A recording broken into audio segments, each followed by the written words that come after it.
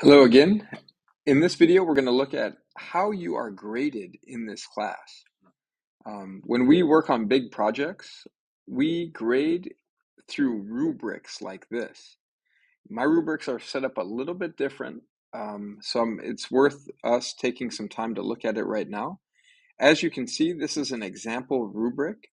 Notice that we have steps, so step one, step two, step three, and then under each step are the specific things you need to do to earn the credit for that step.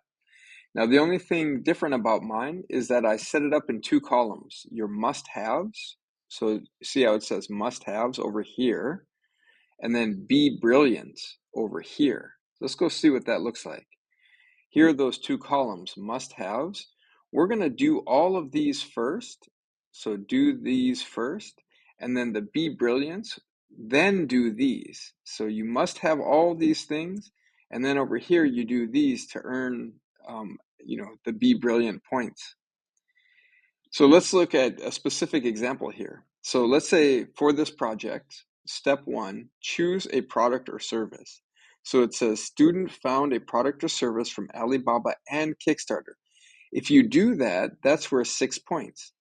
Student chose a product or service to build a landing page around. And if the student chose, so the student found and then student chose, that's worth 2 points. So if you do both of these are your must-haves. So you do both of these, you get 8 points. Now, let's say you do those, but then you go, okay, I want to earn those 2 extra points to get the A. Then it says, come over to the Be Brilliant. Student found a possible product or service on their own. So not on Alibaba or Kickstarter. So that's worth that extra 2 points. That'll take you from like the B plus to an A. This is what it looks like. So this is the same grading rubric, but this is what it looks like in the project. So notice how you're going to find a product from Alibaba, you're going to find one from Kickstarter, and then look down here, be brilliant, choose a product of or service of your own. So if you do this section, that's going to be the be brilliant. So you see how this is connected with this, and then this be brilliant is connected with this. Pretty interesting. And then when you finish, you're going to grade yourself, and you literally just put a check next to each one that you did. So if you found a product on Alibaba and Kickstarter, and if you chose one of those products, you put an X. Now notice this, out of 10 points for step one, you've earned 8 points. Really good. Each step is worth a total of 10 points. 8 points for the must-have, 2 points for the be brilliant.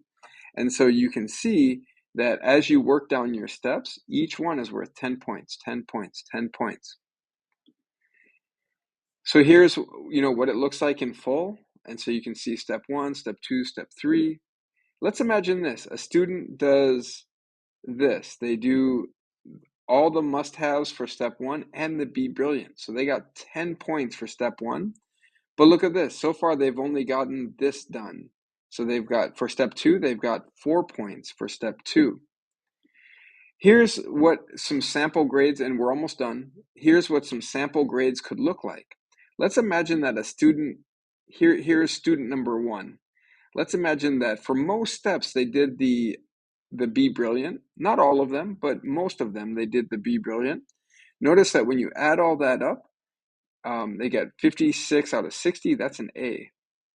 Okay, let's now imagine for student B that, they did one Be Brilliant, and then they did a bunch of must-haves, and then they were missing a few points on step two and three.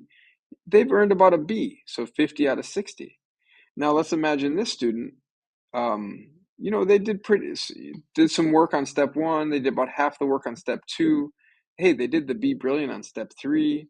They missed some points on step four and step five, and they didn't do step six. So now when you add all that up, that's 33 out of 60. So that's an N. They got some work to do. They could go back and try to complete this.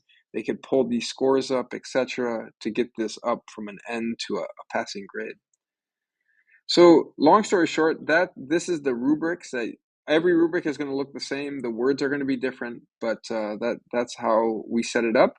And what I'm trying to have you do is understand that For every project in life, there's a list of must-haves. You must do these things.